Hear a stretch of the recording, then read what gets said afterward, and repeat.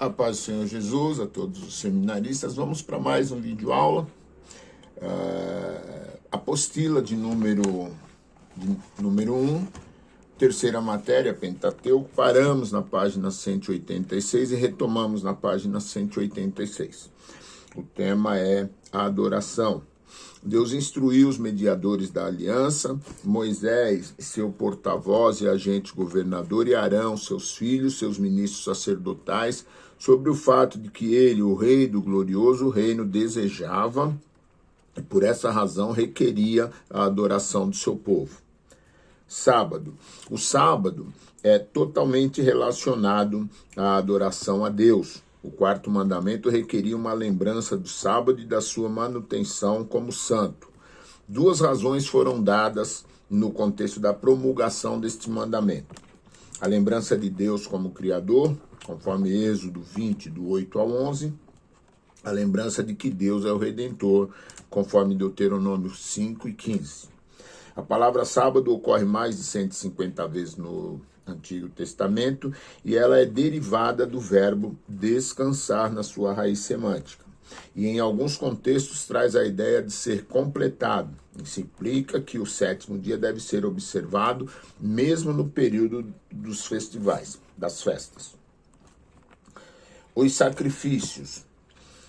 A adoração a Deus não podia ser realizada sem a inclusão de sacrifícios, até porque os sacrifícios eram um elemento principal na lei cerimonial.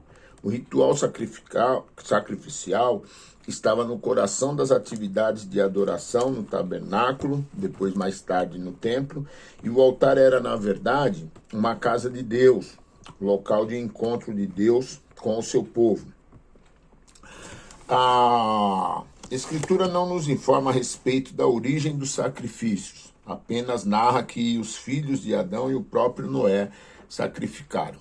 Evidentemente, a gente pode voltar bem no início das coisas, né, quando da queda de Adão, aonde por conta, responsabilidade e atitude humana, Deus necessitou sacrificar animais para fazer a roupa para eles. O texto diz que eles se cobriram com folhas, né, e Deus então sacrificou algum animal. A gente não tem o nome desse animal, mas para tirar a pele do animal, esse foi o primeiro sacrifício, né? Página 187, festas. As instruções a respeito das festas que Israel deveria observar foram dadas e repetidas diversas vezes. A festa dos pães asmos e a Páscoa foram instituídas quando Israel estava para ser liberto do Egito. As três festas, tais como pães asmos, festas da cega e a festa da colheita, conhecidas como festivais de peregrinação, deveriam ser consideradas como os principais festivais. Estas festas deveriam ser comemoradas dando reconhecimento e louvor a Deus. Todos os homens deveriam se apresentar diante de Deus, as mulheres podiam comparecer, mas eram impedidas devido às suas responsabilidades maternais. Contudo, o homem, como cabeça, ele representava toda a família. Página 188, papel messiânico. O papel messiânico é muito forte. O livro da aliança relaciona as ofertas queimadas e as ofertas pacíficas a serem feitas durante 3 festas nacionais, as principais: pães asmos, primícias e colheita. Os capítulos de abertura do Levítico esboçam diversas espécies de sacrifícios, holocaustos, ofertas pacíficas, ofertas por pecados involuntários, ofertas pelas transgressões e ofertas de restituição. São também enumerados os festivais hebreus mais importantes: o sábado, a Páscoa, os primeiros frutos das semanas, as trombetas e os tabernáculos. Dessa forma, para Israel, os sacrifícios e as festas, os festivais estavam todos interligados. A variedade dos tipos de sacrifício mostra a variedade de propósito do sacrifício.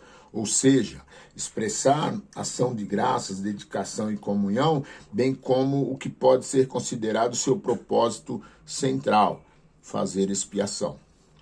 E é nesse último propósito expresso que o conceito messiânico é mais claramente apresentado, seja em símbolos, sombras e prefigurações.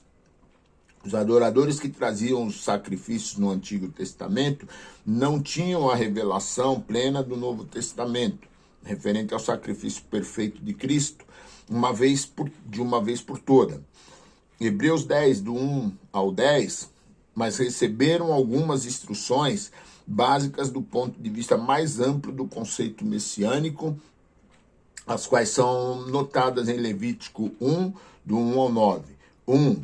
O adorador deveria trazer um carneiro, cabrito ou novilho de seu próprio rebanho para servir de substituto na expiação do pecado.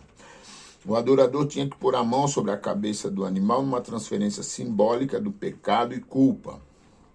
O animal seria morto, os pecadores tinham que morrer por seu pecado e culpa, pois os mesmos traziam morte, mas o animal substituía o seu lugar. O sangue do animal imolado devia ser recolhido e em seguida aspergido ao redor do altar pelos sacerdotes. A carcaça devia ser cortada e parte dela ou toda seria queimada como aroma suave a Deus. A expiação era feita pelo sacerdote por meio do sacrifício especificado. O termo expiação vem do verbo cobrir ou untar, no hebraico, também traz a ideia de reparação e cobrimento. O sacerdote, como mediador diante de Deus, devia declarar o adorador coberto. Essa importante passagem faz uma afirmação profunda. A vida tem que ser substituída por vida. Quando o adorador hebreu tivesse vida comprometida por causa do pecado, essa vida poderia ser restaurada, tornada limpa e íntegra somente por outra vida. A vida removia a morte e suas causas. A morte, portanto, era um meio para a vida.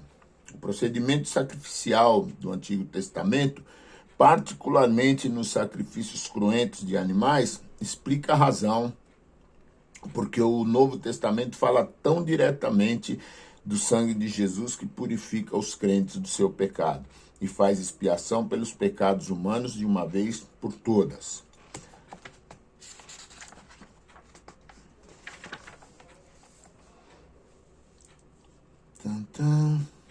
A vida e o sangue do animal em si mesmos não eram efetivos.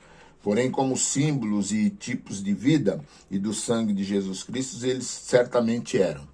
Contudo, o que os sacrifícios implicavam, eles eram realizados em lugar da obra sacerdotal do Messias e apontavam para ela. Em verdade, era o próprio coração de seu ministério sacerdotal. O Messias, como sacerdote, traria o sacrifício da vida e sangue em favor de todos os homens e mulheres que, por causa de seus pecados e culpas, estavam alienados de Deus, mortos em sua relação com Deus e oprimidos pelos efeitos esmagadores do pecado. O Messias, prefigurado nos sacrifícios oferecidos no templo do Antigo Testamento, veio trazer o sacrifício pleno e perfeito de vida e sangue. Os adoradores dos templos antigos, bem como os da era contemporânea, têm uma total expiação feita em seu favor. Eles são restaurados em sua plena posição real na casa do soberano Deus. Nós encerramos na página 189 o conteúdo dessa matéria de Levítico e entramos